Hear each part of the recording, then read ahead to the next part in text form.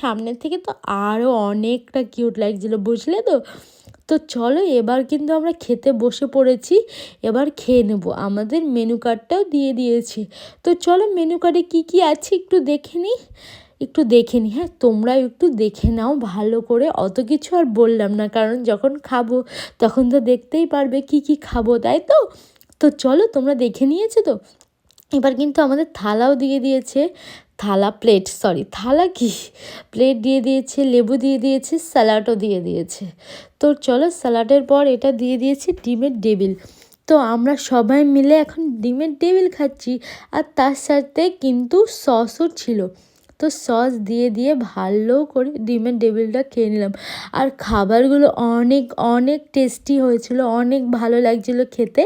আর এটা হচ্ছে চানা মশলা আর নানপুরি। আমার তো চানা মশলাটা অনেকটা টেস্ট লাগছিলো, যখন খাচ্ছিলাম